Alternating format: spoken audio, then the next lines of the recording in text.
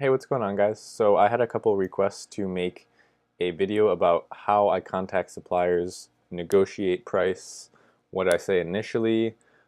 Basically, how do you sound like a real business when you're talking to an Alibaba supplier so that you don't get charged a lot because you have no idea what you're talking about. So without further ado, let's just go ahead and get right into it.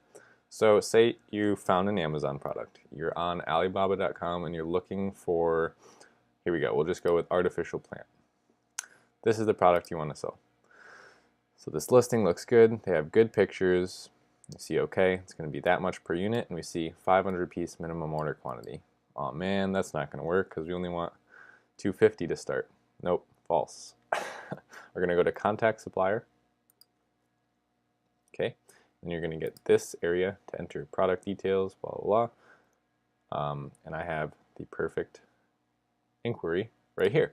So you guys can literally copy and paste this. I'll put it in the description. I have it saved in my notes, and every time I find a new Amazon product, copy and paste this whole thing, and I send it to them, and I just fill in these little quotated areas to fit what it is going to be for that specific product. So let's read this off. Hello, my name is Paul Jawa. I run an e-commerce store on Amazon in the United States. I'm looking to add your product to my online store. Could you please provide me a quotation for 250 units? This is a test order. If it sells well, I will order more. UPC code to be printed and stickered on packaging. So that's the Amazon barcode. And then my business logo / name to be printed on the product / packaging. That's what private labeling is. So putting your logo on a generic product. Shipping to your shipping address, so that's just your home location, because that's, if you live in the United States, that's going to be a good estimate of what it would cost, because you won't have the warehouse address until you actually make a shipment for the product, but you're going to need to contact suppliers before that, obviously. So you want to get that. You just use your address if you live in the United States. And could you please include the estimated manufacturing time as well as shipping time?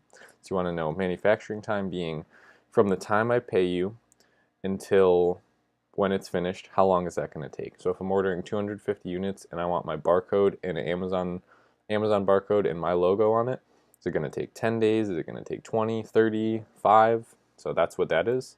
And then shipping time is obviously from the time you're finished manufacturing them and I pay the total balance. How long is it going to take from China to a warehouse? 7 days, 10 days. If you go by sea, it's going to be about a month. If you go by air, it could probably be 5 to 7 days. So that's shipping time. They'll give you, when you ask for shipping and they say, okay, shipping will cost 500. We'll say, what kind of shipping is that? Can you send me all of your shipping options? Because they could just be charging you their highest price, and that's 3-day shipping versus 5-day shipping, and maybe 5-day shipping was $600 less than 3-day shipping or something like that. So you want to know all of their options. Have them send you several shipping quotes. So when they say shipping is $512 for 250 units, say, can you please send me all of your shipping options? That's a good way to avoid paying more than you should for shipping. Thank you. I look forward to working with you. Contact me at, you could always put your email address at the bottom. You get a little notification from Alibaba saying, don't use your personal email address. Do all contact with suppliers through Alibaba's messaging service, which is completely fine. It makes it easier if you get like scammed, I guess, to cover it, because they'll see all your conversations right on Alibaba's inquiries. So yeah, I mean, I put my email there in case maybe it's easier for their team to contact me. I just give them several ways to contact me back. I've never had a problem with it. Alibaba's a very reputable source for suppliers. All their suppliers are overlooked. It's not like there's going to be too many scam suppliers on there, if any. Okay, so yeah, that's pretty much it. This isn't going to be a very long video. I'll have this in I'll have this in the description of the video, and you guys can copy and paste it. So in this case, let's actually fill this out. So artificial shrubs, main keyword would probably be artificial shrubs. So we're contacting the supplier. Artificial shrubs. Wow, really, really good spelling there. artificial shrubs to my online store. Okay, so all you guys have to fill out is we could actually put these in a different color, I guess, for now. So you're going to be filling out this one. You're going to have to fill out this. And you're going to have to fill out this. Okay, that's all you have to do. So 1, 2, 3 spots, pretty easy. Your shipping address, we live at 1 Nowhere Road, Arizona. And our email address is FBA. No, our email address is like and subscribe to Paul's channel at gmail.com. And then that's it. So we would take this, all this stuff, bang, and you'd change those back to black, obviously. Put this in here. Did it for you. Look at that. So there you go. We have the full inquiry right here. It's nice and laid out for them. Good amount of spacing so that they address each of the points you're trying to make and get answers for. And then what you could do is say we go on like Amazon.com and you have a specific product in mind, artificial plants. Say like you want this assortment of plants, right? So like how much are they making? See, now I'm in the product research mode.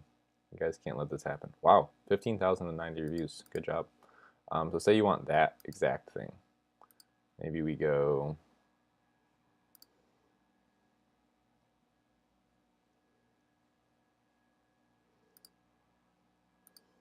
save image as. Okay. And then say I want like this exact thing, or I want something very similar to this. So we're going to take that plant, and you could add it as an attachment and be like, then what you would do is say, oh, that was not the bottom. What you would do is at the bottom be like, I attached an image to this inquiry. It is an example of the product I had in mind. Could you replicate this? Or something like that. This design. Okay, so now they're going to open that up and be like, okay, this is exactly what Paul Jawa from the United States is looking for. Then they're going to look through their catalog, or if they should know already.